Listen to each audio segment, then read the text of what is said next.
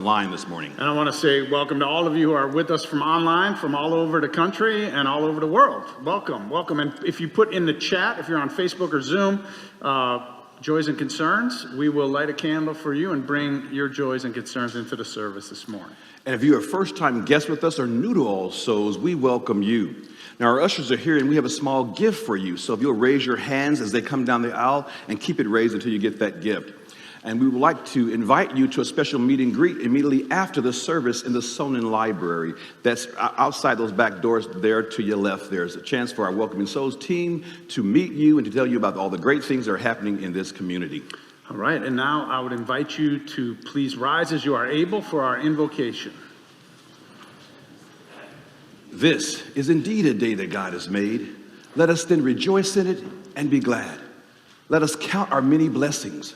Let us be grateful for the capacity to see, feel, hear, and understand.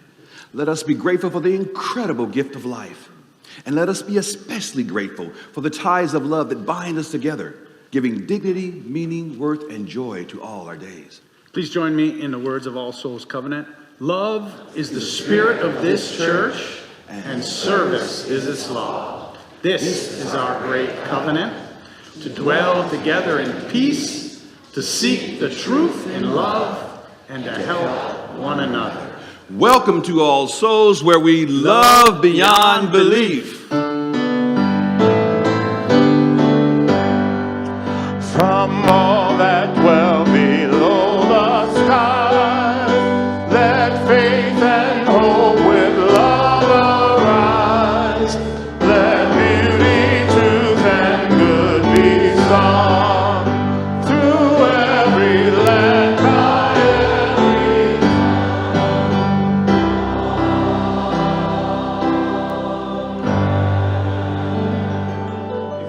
Your seat, and as our chalice lighters come forward, please greet someone near you.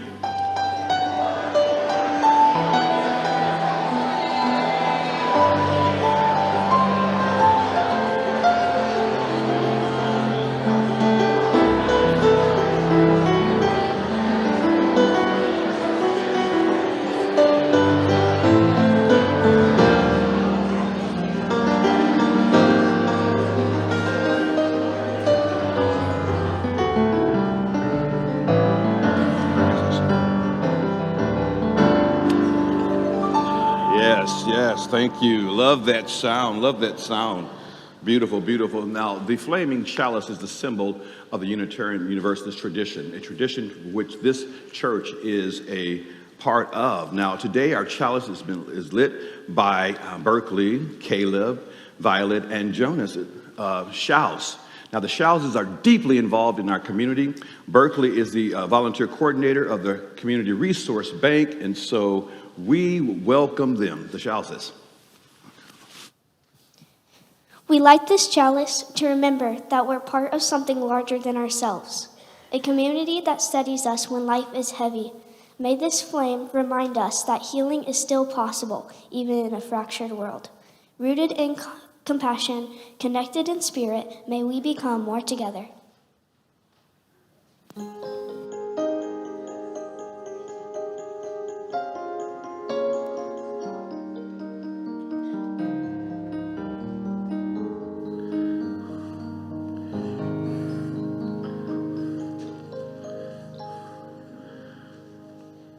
Can I just say, you read that better than most adults read that chapter. That was fantastic. Wow. Very impressive. So I'm going to tell the story for all ages this morning. It's more of a message, but I want to begin because this is the month of December when we celebrate Christmas. So I want to begin with that story, a little bit of that story from the Gospel of Luke, chapter 1, beginning with verse, 28, it looks like. God sent the angel Gabriel to Nazareth, a village in Galilee, to a young woman, Mary, who was engaged to be married to a man named Joseph. You heard this story before, some of you? Yeah, okay, I thought so. All right.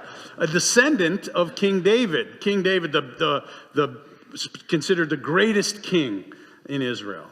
So Gabriel the angel Gabriel, appeared to her and said, "Congratulations, favored one, the Lord is with you." Confused and disturbed, Mary tried to think what the angel could mean. The Lord is with me. What? "Don't be frightened, Mary," the angel told her, "for God has decided to wonderfully bless you. Very soon now, you will become pregnant and have a baby boy, and you are to name him Jesus. He shall be very great, and he shall be called Emmanuel. God is with us. And the Lord God shall give him the throne of his ancestor David, and he shall reign over Israel forever. His kingdom shall never end." So that's where the story begins, and we'll be celebrating Christmas here at All Souls on Christmas Eve. It's usually the most highly attended service at All Souls. We do 3 services. This place is packed all the way up through the balcony, and we light candles and sing the carols, and it's such a great time. And it's such an interesting story, just the part that I read. There's so many questions that come up. You know, people say, well, what does that mean? Does that mean that Jesus is God? Or does that mean that Jesus is the Son of God? Or is Jesus just a man? Or is Jesus part man and part God? And so all these questions, people have been asking these questions as they've read this chapter over and over again throughout time. And one of the things that's so exciting to me about All Souls is we have people who believe all these different things here in this community. And it's fun to ask people, what do you think? Who do you think Jesus is? In fact, if you read much of the New Testament, often Jesus says, "Who do they say I am?" So here at All Souls, we can ask each other that question and get different answers. And we don't fight over it. We just listen to each other and learn from one another. And that's one of the great things that I really appreciate about All Souls. Now, what I wanted to make sure as we go into this season that you know is that Christmas has been really important to Unitarians, and Unitarians have been really instrumental in how Americans celebrate Christmas. Not only here, but all over the world. So, for example, one of the Christmas songs that people sing everywhere, all over this country, of all religions and denominations, is the song Jingle Bells. You heard of it? So Jingle Bells, that was written by a Unitarian named James Pierpont. He was a music director, yes, and his brother was a Unitarian minister. And so he wrote that song. And do you know that song by any chance? Dave?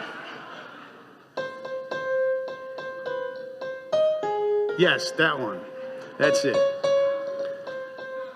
That's it. All right. And then now there's a hymn that almost every church in America sings at Christmas time. And it was also written by a Unitarian minister named Edmund Sears, and it's called "It Came Upon a Midnight Clear." You know that one? Do you know that one?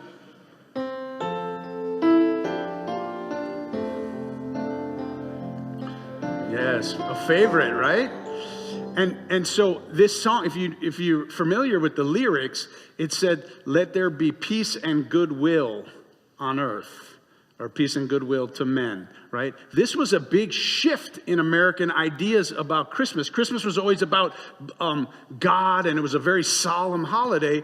But with the Unitarians, they changed it to be about serving others. This should be about peace and goodwill and service to others. And so that hymn and many others that came out of this period where Unitarians were celebrating Christmas and writing hymns, they became instrumental in the new America. Some of the things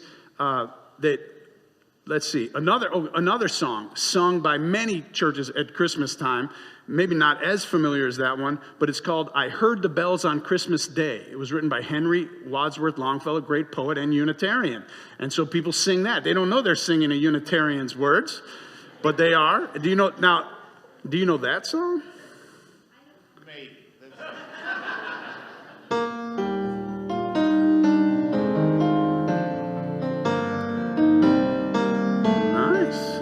I like that version. I like that version. There are lots of versions, but that's nice, David. That is very nice. Okay, so then, has anyone heard the story 'Twas a Night Before Christmas.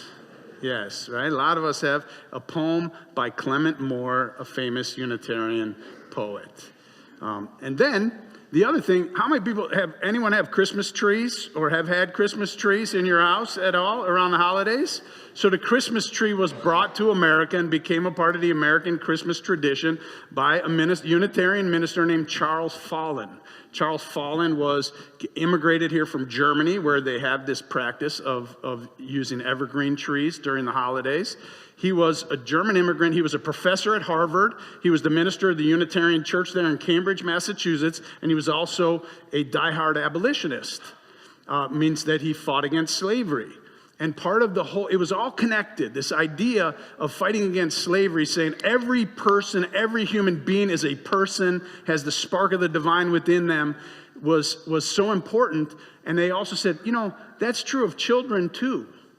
Because back then, at that time, children were not treated the way that they're beloved and treated as children are now.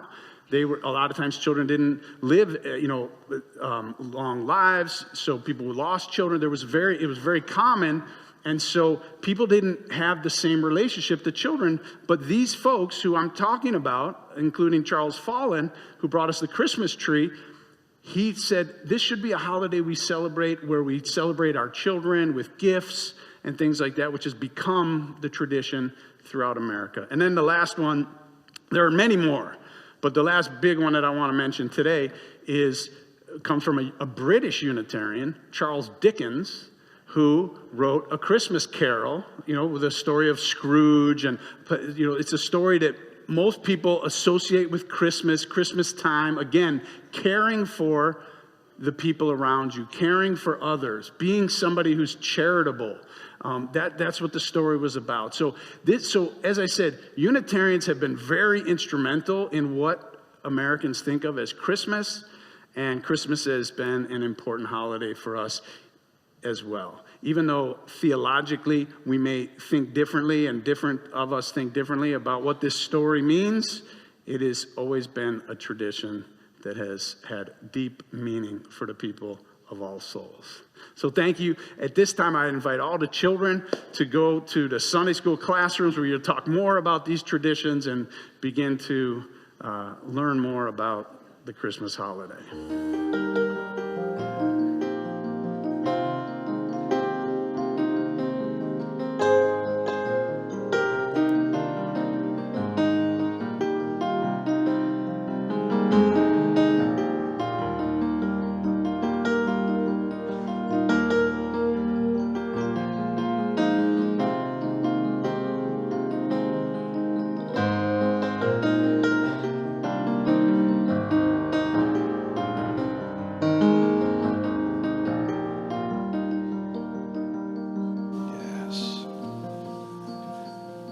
Christmas time can be a difficult time of year for those who are suffering loss.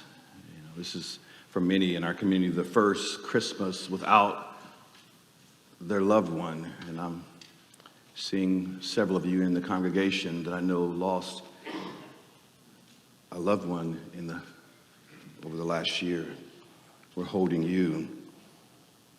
Heartfelt condolences to Amanda, Craig, Kay Corley, and family in the loss of their mother and spouse, Sue Corley, who passed away Thursday. We light a candle for Hugh Burley, whose service will be this coming Saturday at 2 p.m. here in the sanctuary.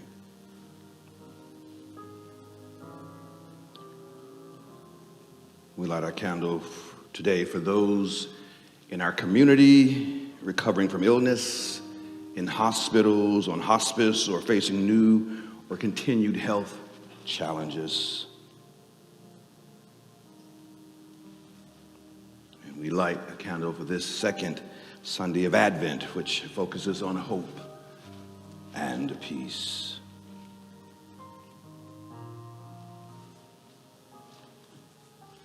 I invite you now to name aloud someone you wish to be included in this sacred moment.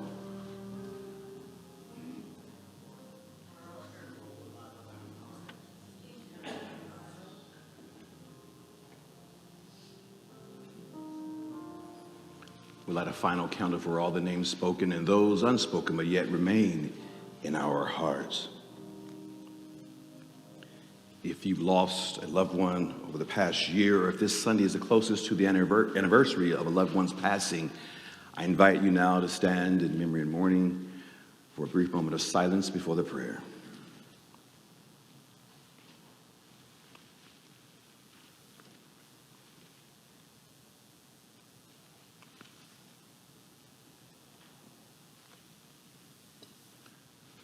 You may be seated. Loving presence, God of our hope and our strength, be with us this day as we lean on one another in this community, holding all the needs, the joys, and the sorrows in the circle of our care. We recognize that some of us are in this space grateful, and others arrive here in pain, carrying more than they can say out loud, more than they can express. Be with them and help us to pause and see the need that perhaps we can meet. Grant us a sense of peace that steadies us in this turbulent time. Give us hope that rises even when we're just done and so tired of being tired. Give us strength, oh God. Remind us that all that we carry, that we are not alone in what we face.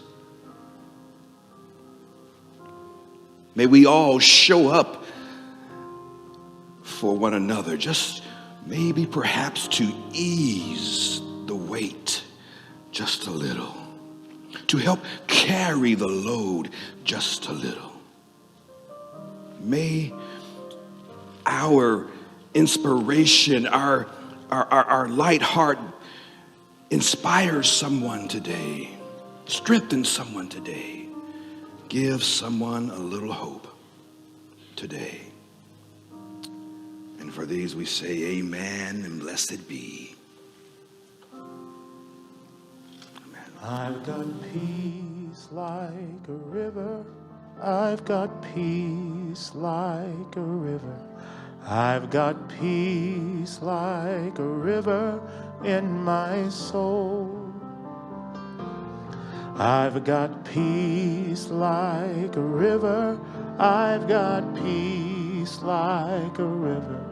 I've got peace like a river in my soul. Sing it with me. I've got peace like a river. I've got peace like a river. Oh, I've got peace like in my soul. I've got peace like a river. I've got peace like a river. I've got peace like a river in my soul. When I breathe in, I breathe in peace. When I breathe out, I breathe out love. When I breathe in,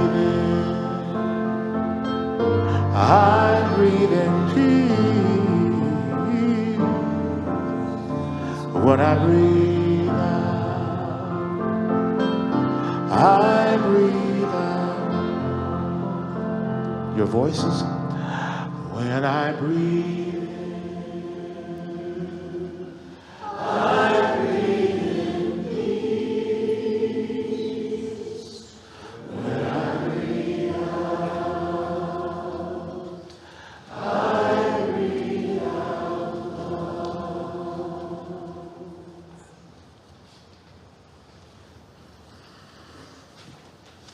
Beautiful. I feel the love. I feel the love you're breathing out. I feel the love in this place.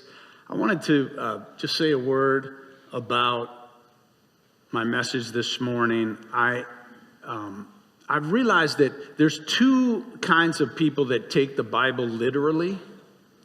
You've got Christian fundamentalists, of course, and then you have atheists and non-believers. Why do I say that, right?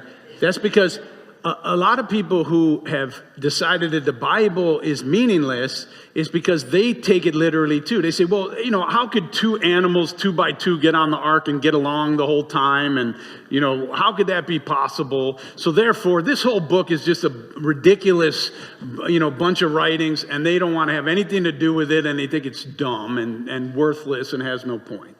So those two groups, but they're both reading it literally. But many of us have learned to appreciate the Bible, not as so much a book written by God, but a book written by people about their growing understanding of what is God and who are we and how should we treat our neighbors. And so as people learn to read the Bible as a chronicle of the human engagement with this idea, and particularly the people of Israel in that time for the Hebrew scriptures, and then going into some of the Greek and the European world as you look into the New Testament or the Christian scriptures. So anyway, the message that I want to deliver is a message for this time, for the Christmas season. And it's a message that's deeply infused with the Bible stories. Don't worry if you don't know the Bible, which I know more and more people don't know any of these stories. I think you'll still be able to understand it. I think this message would probably get me kicked out of almost any other church in Oklahoma this morning. But that's why I love you all, because you will take it in. But within this message, I think it is embedded probably more forcefully and clearly and honestly my own theology about God and this season and the Bible and all of those things. So with that, I'd like to ask Riley to begin with his song, One of Us, and then we will, after the message, we'll sing the hymn 225. Oh, come, Emmanuel.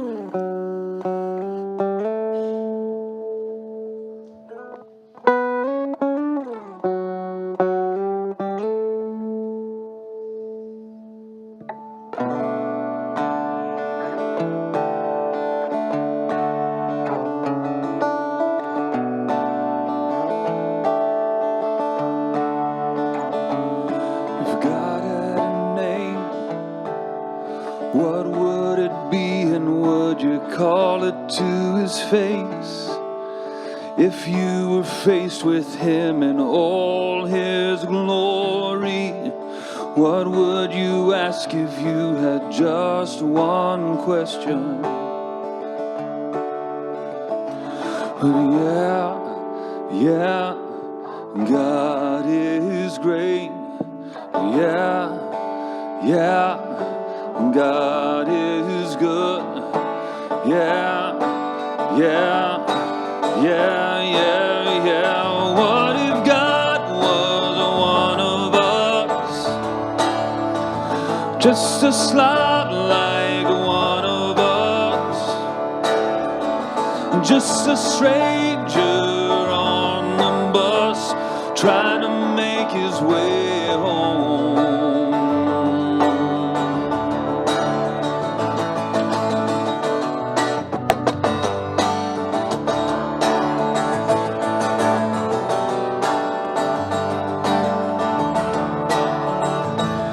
If God had a face, what would it look like, and would you want to see? If seeing meant that you would have to believe in things like heaven and in Jesus and the saints and all the prophets, but yeah, God is great, yeah, God is good, yeah.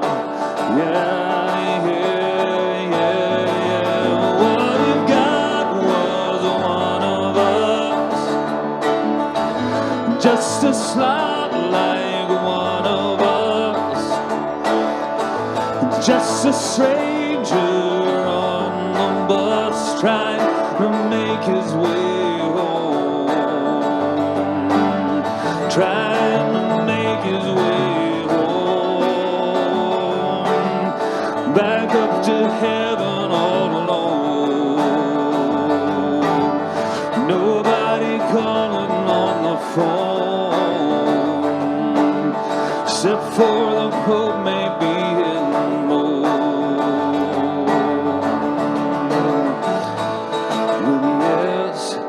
Yes, God is great, God. Yeah, God is good. Yeah. What if God was one of us? Just a slob like one of us. Just a stranger trying to make her way home. Trying to make her way home. Back up to heaven all alone. Nobody calling on the phone.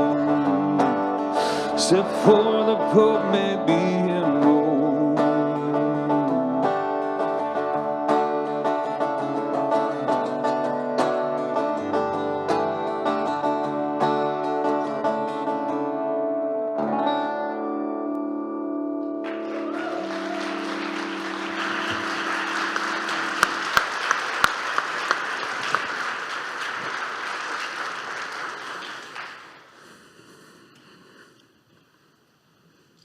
Hi, I'm God.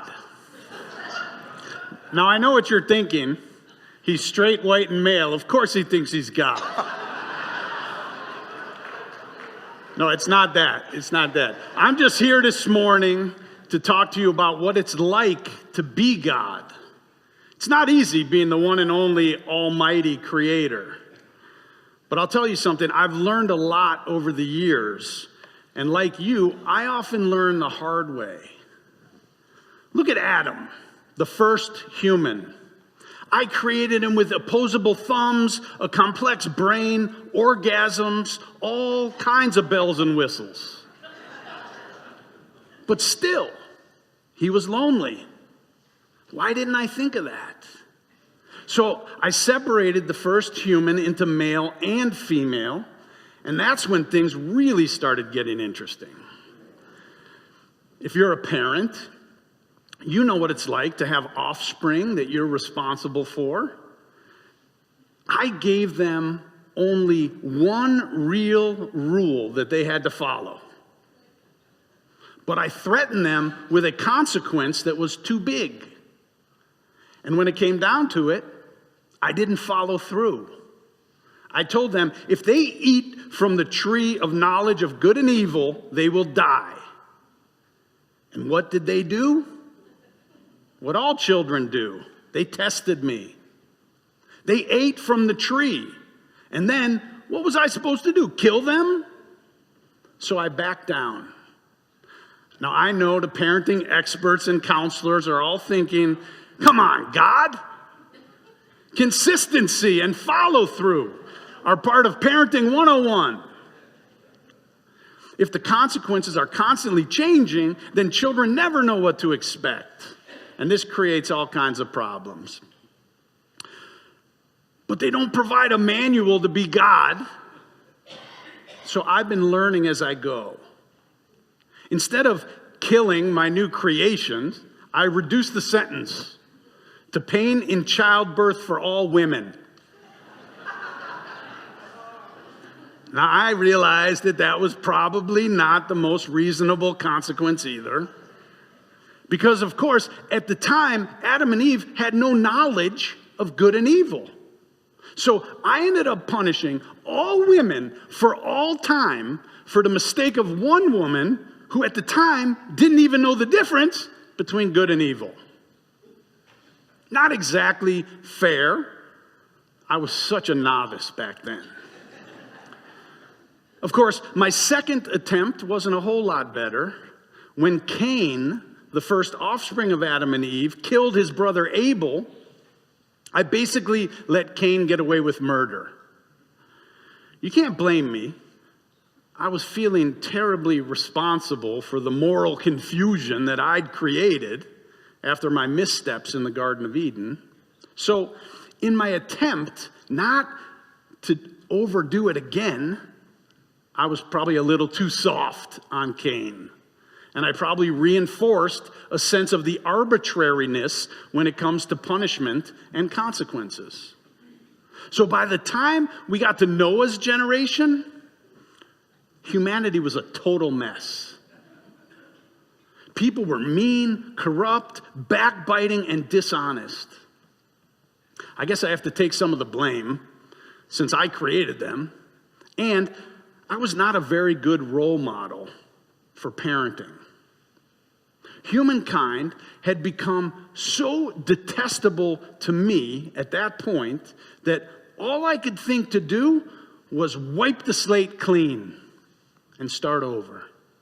So I decided to flood the entire world and kill all the people and all the animals. Honestly, it was probably another one of my overreactions.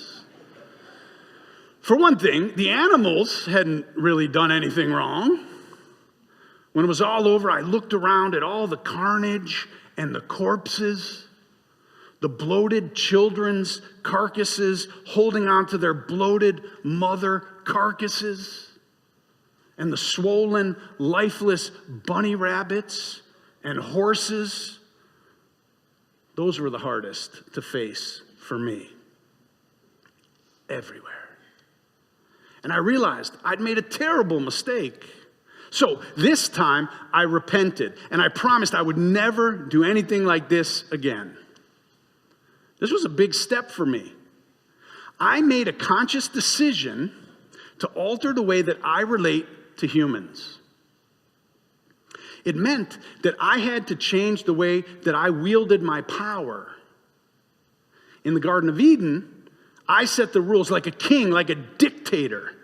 And if I wanted to change the rules, I did it without consulting anyone else. I didn't worry about consistency since there was no one I was accountable to. I could do whatever I wanted. Heck, I'm God. It was my way or the highway. That's how I could literally let Cain get away with murder. But after the flood, I looked at myself in the mirror and I said,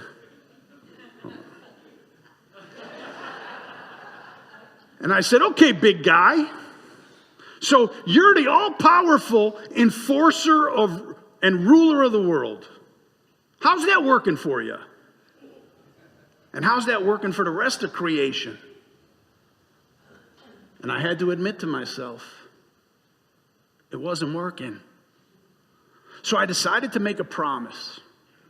I decided to enter into a covenant with Noah and with all of humanity. I know that you here at All Souls know all about covenant because that's how you organize your church. And you just spent a month talking about covenant. But at the time of the flood, it was new to me to decide to enter into a relationship with others in which there are expectations going both ways. Suddenly, I realized that if I was going to get this creation experiment right, I needed to share my power with humanity. It took some soul searching as the most powerful being of all time to freely enter into a covenant which bound me to certain actions that I promised to take or not take depending on human actions. But I realized instead of continuing down the path that I was on, which said to humanity, I'm the most powerful being and it's my way or the highway, I was going to say, even though I am the most powerful and can do as I please when I please, and to whomever I please. I will be in a covenantal relationship with you, and I will follow through on my promises and commitments to you. That's when I learned I could be a better God. If instead of dictating laws, I became a partner with humanity in creating a more just world. Now, I may have been still learning, but believe me, I knew that such an arrangement had its risks. I knew that by relinquishing a certain amount of control, that it would cause me to have to defer to human ideas about right and wrong from time to time. I learned pretty quickly that covenants do not always lead to ideal outcomes, but I found that it was still a better way to manage power in relationship. If the goal is to bend those relationships towards justice and goodness for everyone. Now, as you know, covenants are the moral and spiritual roots of democracy. Covenants involve individuals committing their lives together with certain rights and obligations in order to support the common good. And of course, democracy is imperfect. As Winston Churchill once said, democracy is the worst system of government ever invented, except for all the others.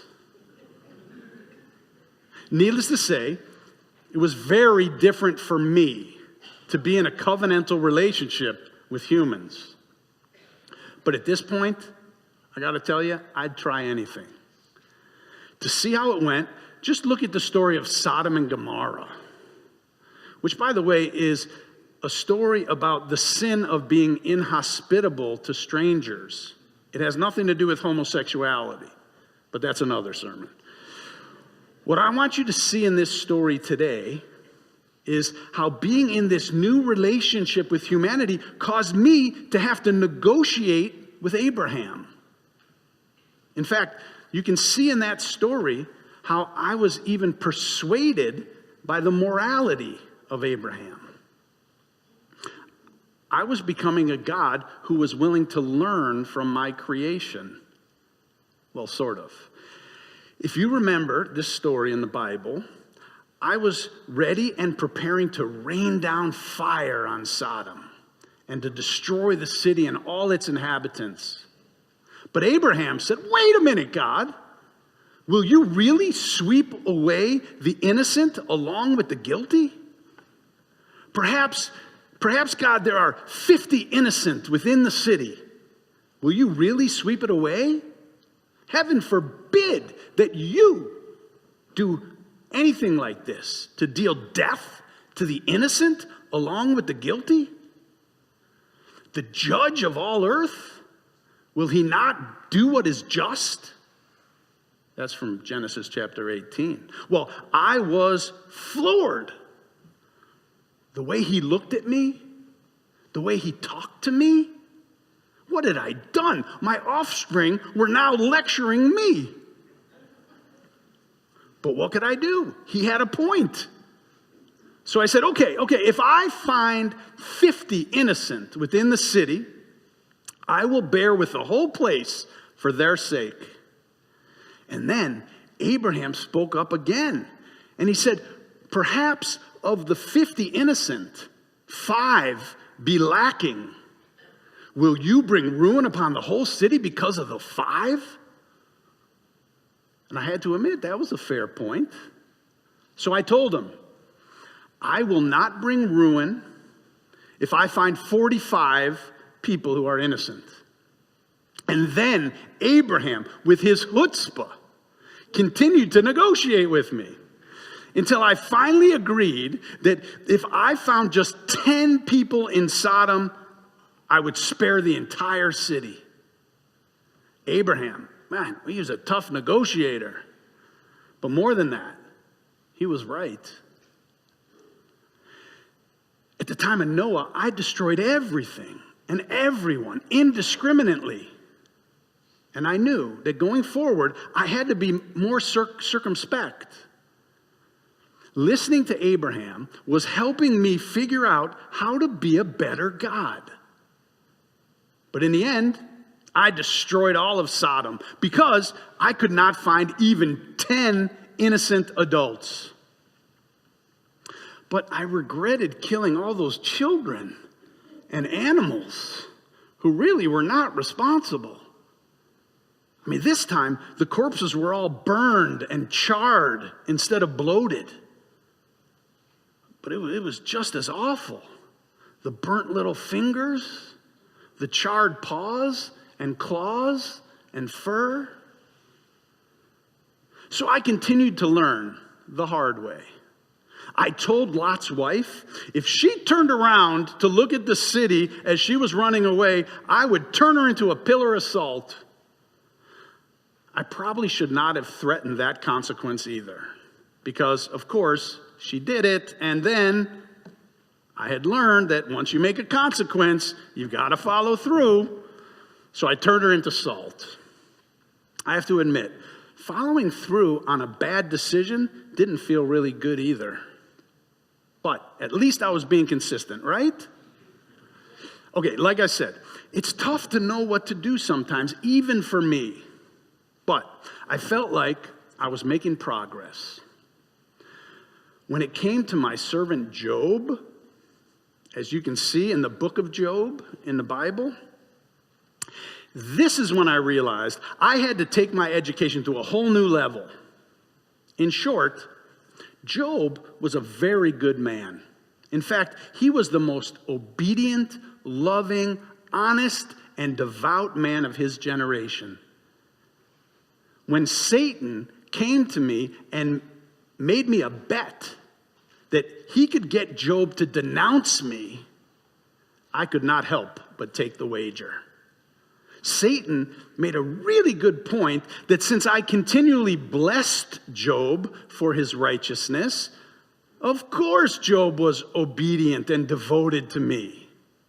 But if I were to stop blessing him, he'd turn on me in no time. Satan made it sound like I was running a moral welfare system, a quid pro quo, and I wanted to prove him wrong. So I let Satan kill all of Job's children and inflict Job with painful sores all over his body. Job suffered incredibly under Satan's tests. Even as I talk to you about it now, I ask myself, how did I let him kill all of those lovely children? But I made a bet, and I had to follow through. And remarkably, despite it all, Job continued to believe in me. After a while, he began to question me, though, about my morality. He asked me how I could possibly allow such tragedy to befall him and his family, since he'd done nothing wrong, and he'd always been faithful. He asked me to tell him how he offended me and how he had sinned so that he could make amends, so that he could repent. He just didn't know how. And I had no answer since he had done nothing wrong. He looked at me with the eyes of a father who had lost all of his beloved children. And he said, just give me one reason so that I know that I have not just been used. But I had no answer because I had used him. I allowed a good and righteous man to suffer the greatest agonies of life. And worst of all, it was unjust. Suddenly, in the light of Job's questions, I felt like I was on trial. What gave him the right to question God? But I knew the answer. It was a right conferred by love. He loved me. He kept his side of the covenant, and I had broken mine. And yet, he still loved me. For the first time, I felt as if human beings were morally superior to me. I felt as if they knew something and understood something that I could never really know. When I gave Job another family and I gave him his health back, he was grateful, of course, but the new children could not replace the old. There would always be the ache in his soul for the ones he loved and lost. There are some things that not even God can rectify. Some pain that not even God can relieve. As I watched Job, I could not help but see that he had become my teacher. I could not help but notice that there is something that he had that I could never fully comprehend. Somehow, in the human experience of mortality, somehow knowing that they are going to die and everyone they love will too, and still have the capacity to hope and to help and to love again. It was something that an eternal, deathless, all-powerful creator could never fully understand. What could I know about living with mortality? And in the glare of that realization, I knew that unless I became human, I would never fully understand how to be God. I had found the limitation in my limitlessness. I could never understand what it's like to be limited, to fear death, and to continue to love despite it all, unless I tried it. The only way that I could ever overcome this shortcoming was to come down to earth and be fully human. And so I decided to leave heaven, and I was born on earth through a little babe wrapped in swaddling clothes, just like all babies, everywhere. I decided to face all the trials, troubles, and traumas that every human being encounters. It meant that I had to be born to a poor family in a small village under humble circumstances. Then I would really know and get to experience the truth of what it's like to be alive. I had to endure sacrifice and ridicule and doubts and fears and friendship and betrayal and anguish and love and death. Then I could finally be a compassionate and understanding God. So as Christmas approaches this year, and you once again hear the story of God coming to earth as a little babe, might you marvel at this human idea of God, who is willing to become small and less powerful in order to learn how to love? Might you even try to emulate this idea of a God who is willing to sacrifice and reflect and feel pain in order to understand what it's like to be alive? Because speaking as God, I have to tell you, it was only after coming down to earth that I finally understood what love is. Love demands sharing power and being willing to walk in the shoes of another person. Why? Because there are certain things one can never know unless we do. Love demands that we not only feed the hungry, clothe the naked, and free the oppressed, but that we also go out of our way to get to know all of these people. Because we realize that the hungry and the needy and the oppressed, they know some things about life and about love that we don't know and we can't know without them. Now, I realize that most people listening to what I've been saying will think that this story is less about the education of God and more about the human education and exploration of God. And so if you consider the Bible not so much the story about God, learning to be God, but as a chronicle of human beings trying to understand what God is,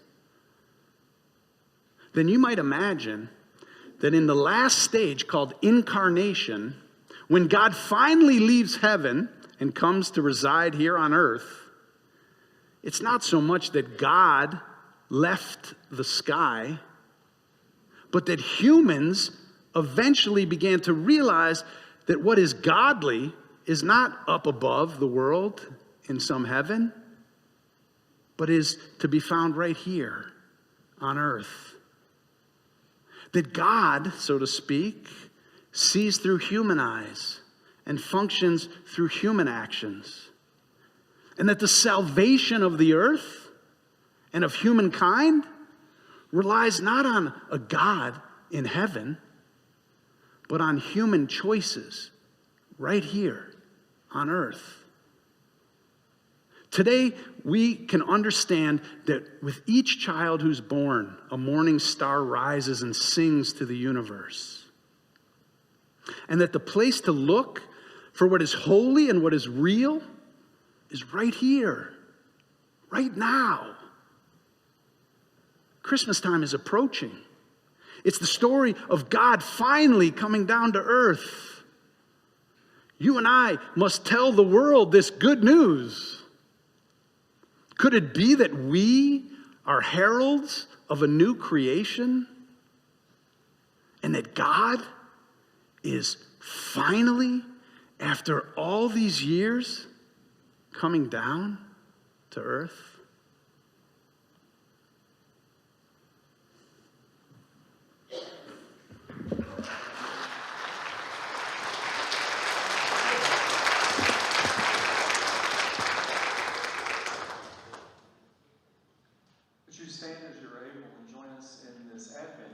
Well, Come, Come, Emmanuel, found on 225 in your hymnal.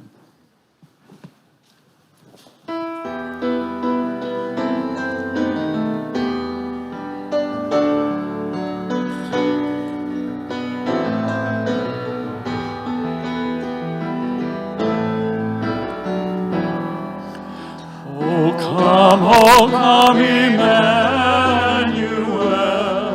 and with your captive children dwell. Give comfort to all exiles here, and to the aching heart be cheer. Rejoice, rejoice, Emmanuel shall come within as love to dwell.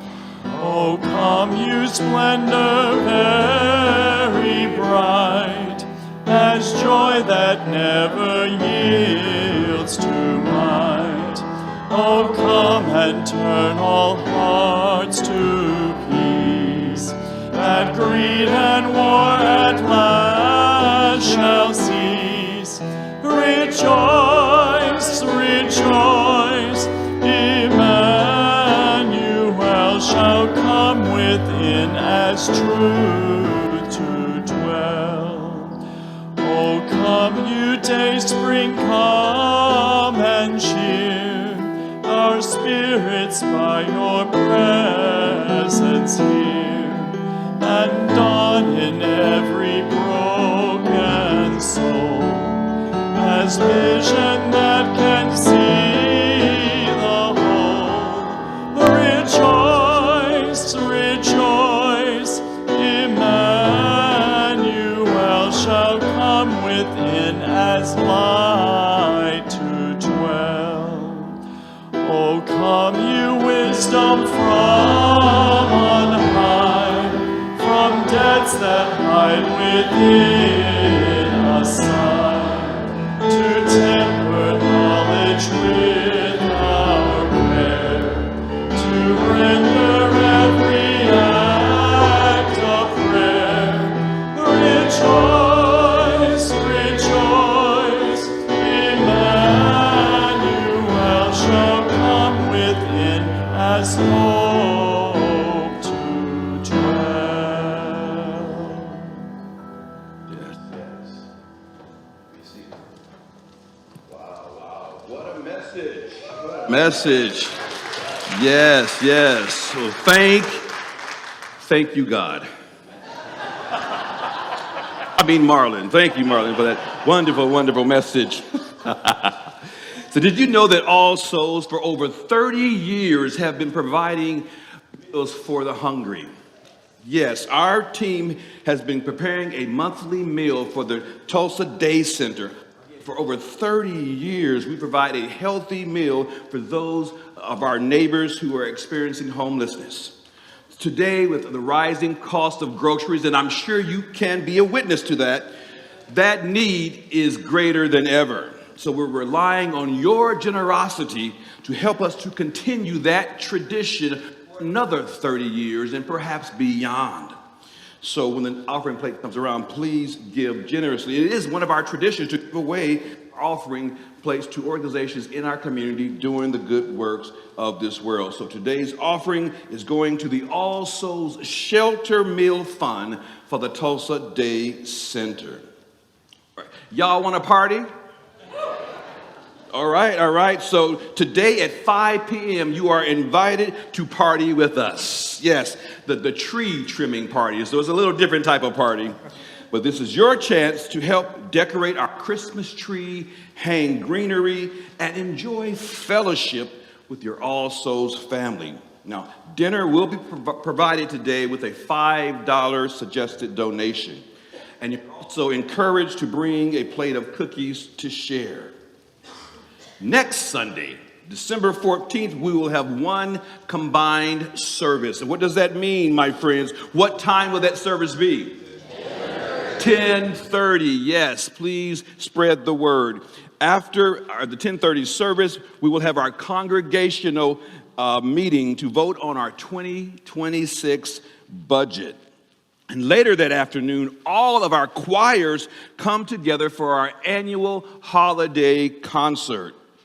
It's a full special day to make your plans to be with us. Also, a quick update on our Giving Tuesday campaign.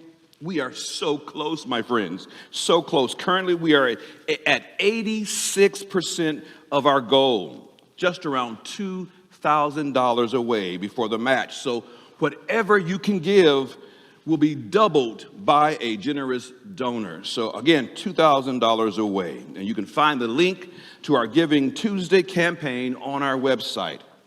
Please check your order of service for additional information. We will now receive your most generous offering for the All Souls Shelter Fund for the Tulsa Day Center.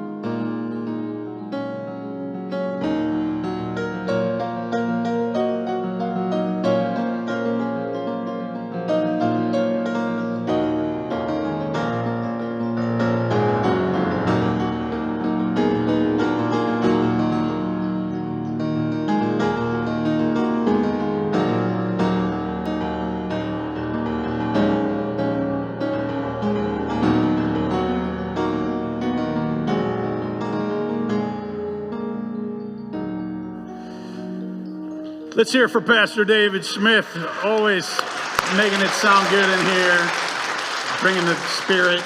Also, Riley Kern, what a great job with that song. Thank you so much. You set it up beautifully. Whenever I start acting like God at home, my wife brings me down to earth real fast, you know. If she doesn't, my teenage daughter does. So it's great to be together. I hope you're feeling a little bit, starting to feel some of the spirit of this holiday. Really that time of peace and goodwill to all is a beautiful spirit. This idea that everybody has the spark of a miracle within them. And I certainly see that as I look around at everybody here. All Souls is a different kind of a community, a different kind of church, but it's a place where we take morality and theology and all these things very seriously. So I could joke around a little bit up there, but only in order to make a point about what it means to be human so that we can all learn to love as fully as possible. As you go out into this world, go in peace, have courage, hold on to what is good, and return to no person evil for evil. Strengthen the faint-hearted, support the weak, help the suffering, honor all life. Most of all, go and be blessed and be a blessing. Amen.